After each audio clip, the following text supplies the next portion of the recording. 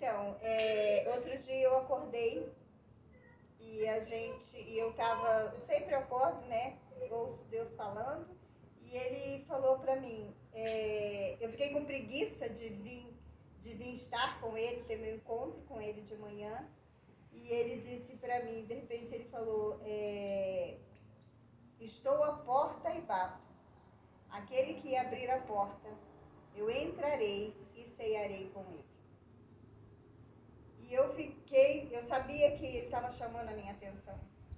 E aí eu fiquei parada pensando, e ele me fez uma pergunta, quem você acha que ceia comigo, que está ceando comigo? Qual é a vida que você acha que tem alguém que ceia comigo, que abriu a porta, me deixou entrar e eu ceio com ele? Que tipo de pessoa ceia com você? E essa foi a primeira pergunta e eu disse, uma pessoa íntima. Aí ele faz a pergunta, que tipo de vida essa pessoa tem? A pessoa que eu sei com ele.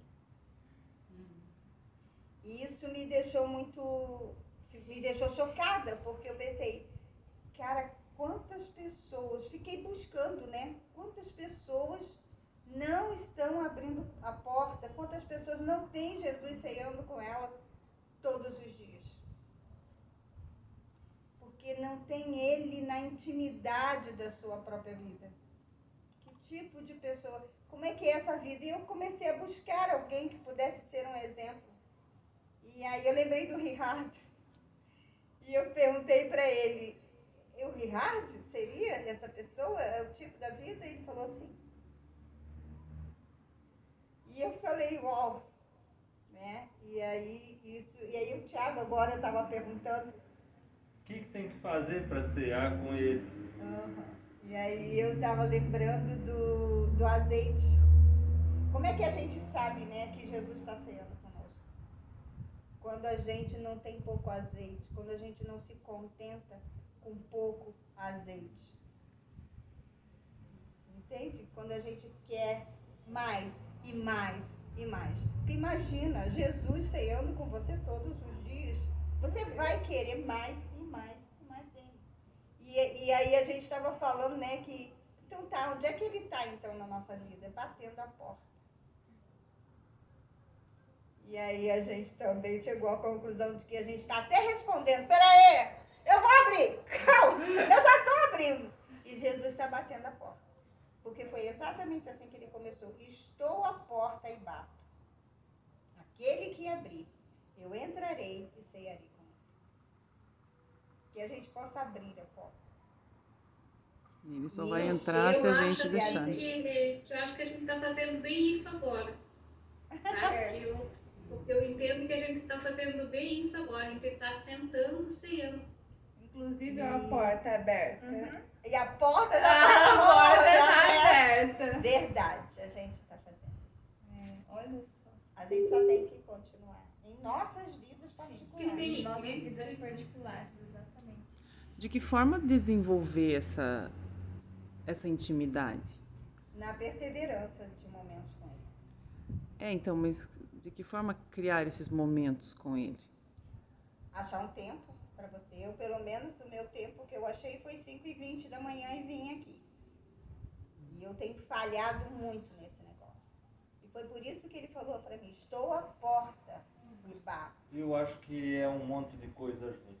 A primeira coisa é aprender a amar o próximo, amar a si mesmo. Depois é perdoar. E uma série de coisas que ele mesmo diz, o que a gente tem que fazer para participar dessa ceia. Sim, mas isso daí não seria uma consequência Eu acho de que estar tendo essa intimidade com ele? É uma consequência. Porque onde que a gente aprende a nos amar? Que somos merecedores do amor. Onde que a gente aprende isso? Quando a gente encontra alguém que nos ama. E se a gente permitir, olha o que a Simone falou, eu sei que ele está comigo, né? Isso já é sinal de que ela está se sentindo amada por ele. Então a gente aprende que a gente é capaz, a gente é merecedor desse amor só quando a gente encontra alguém que nos ama de verdade. Aí sim. Então, e aí qual é o mandamento? Amar o próximo como a ti mesmo. Então, na verdade, o modelo é você. Como é que você se ama? É assim que você vai amar o outro. Então, o mandamento é um só, né? Então, tem dois em um, mas o mandamento de verdade é se amar. Então, como que eu vou aprender a me amar? A hora que eu tiver essa intimidade com ele. Às vezes não acontece nada, né? No início não vai acontecer nada. Às vezes. Você vai só estar em silêncio, aprender a silenciar diante dele, né? Parar de... Teve um tempo na minha vida que eu a Cíntia sabe disso, que eu falei, já não sei nem mais orar, não sei nem o que orar, né? Porque não tinha mais o que pedir, porque ele tomou a rédea, né, da minha vida, ele tomou conta, eu não tinha mais o que pedir e eu já não sabia mais orar, porque o que eu aprendi que era oração era petição. Ficar pedindo coisa, né? Ficar pedindo coisa. E eu já não tinha mais isso. Até que vem esse novo relacionamento com ele. A gente vai crescendo, né? Criando a intimidade. Eu sentia um dia em um louvor essa intimidade e senti realmente o Espírito Santo, assim, um louvor que eu já ouvi várias vezes, mas naquele dia eu senti assim como ele me pegou no colo assim e eu chorava compulsivamente, assim, chorava. Mas era um choro assim que não era de tristeza, não, era que realmente eu estava sentindo a presença do Espírito Santo. E nessa época eu estava muito próxima a Deus, muito próxima a Ele, assim, eu sentia isso. E aí depois fui afastando, um dia não, outro dia não. Mas esse dia em porta, já vou! Naquele dia eu falei, eu acordei e coloquei e falei, não, né, hoje eu vou ficar com Deus, eu vou sentir a presença, né? E exatamente naquele louvor que eu já ouvi várias vezes naquele dia, eu chorava, assim, que não, parecia que eu não conseguia controlar aquilo tudo, sabe? Mas era um choro assim que parece que estava me lavando, sabe? Me lavando e nisso eu senti a intimidade eu senti a presença de Deus ali. E aí, só que fiquei feliz e daí no outro dia já não participei mais, no outro dia já, tá tudo certo, e assim foi. Sim. E foi secando o azeite. Eu acho que o desafio é você ter esse momento com Deus, que nem você falou que você faz cedinho e tal, mas levar isso pro dia. Pro dia. Sim, né? Mas assim, o impossível desafio não é isso. levar. É impossível não levar. Mas como ela falou, que a coisa foi meio que se perdendo, entendeu? Então, É uma coisa que você tem que aprender a levar existe também. Ao longo dos dias, né? Que você É interessante, igual Jesus fala, né? Fala na Bíblia, assim, cada dia é um dia, tem os seus próprios problemas. Exato. Então até o mesmo azeite é um dia. Tem um dia. É Todo cada- dia cada uma dia. renovação. Exatamente. É um movimento de todos os dias fazer. Você sempre fazer essa tirar, que é o que a gente está fazendo aqui, né? A gente está tirando em conjunto. Sim. A gente precisa tirar no individual e depois se reunir. Os discípulos faziam isso. Sim. Né? Eles faziam esse tipo de Deve coisa. ser muito bom. E aí foi muito engraçado. Hoje eu falei, tô arrumando as coisas, falei, Senhor, qual é a palavra? Aí ele, não tem palavra. Não tem palavra. Eu falei, mas como assim? Você sabe que eu fico insegura, né? Aí, você sabe que eu fico insegura. E se precisar, né? Tipo uma carta na manga, tipo, né? Essas pessoas. Aí ele falou assim pra mim, sou eu quem vou guiar. Sou eu quem vou fazer. Eu falei, olha, eu vou dizer uma coisa, é tão difícil. É tão difícil. Mas rindo com ele, brincando, sabe? E ele falando isso pra mim. Então, assim, a gente começa a conhecer ele, né? Do jeito que ele é. Teve uma época que eu falava assim, você conhece Deus? Aí a pessoa falava, conheço. Então quem é Deus? Aí elas falavam assim, ai, Deus é bondoso, Deus é maravilhoso, eu me presente.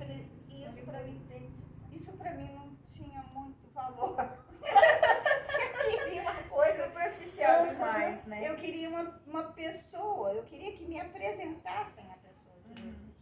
E teve uma época na minha vida que eu pregava nas igrejas, né?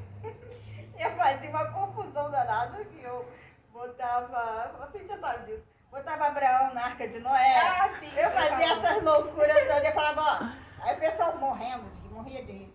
Aí eu falava assim, ó, vocês sabem onde é que eles estão? Então coloca no lugar, mas é tudo igual, tá? A experiência é a mesma, não tem problema nenhum nesse negócio. E aí eu comecei a apresentar Jesus, quem era Deus. E aí porque eu comecei a experimentar ele na minha vida, né? E a saber como é que ele é, o que ele gosta, o que ele funciona, sabe? Como é que ele funciona, né? Porque aqui a gente tem pessoas diferentes. Sim. E a gente tem ideia de como, quem a gente tem mais intimidade tem ideia de como é que funciona, né? Fulano é assim, fulano é assado. Então, assim, para que a gente possa saber quem é esse Deus que a gente serve. E se a gente souber quem é esse Deus que a gente serve, a gente vai saber em que parte na sua vida, no seu caráter, que ele está mexendo.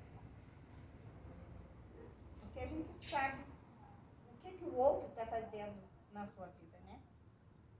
E onde que ele está mexendo? Hoje eu sei, né? Eu sempre vigio isso. O que Deus está mexendo comigo?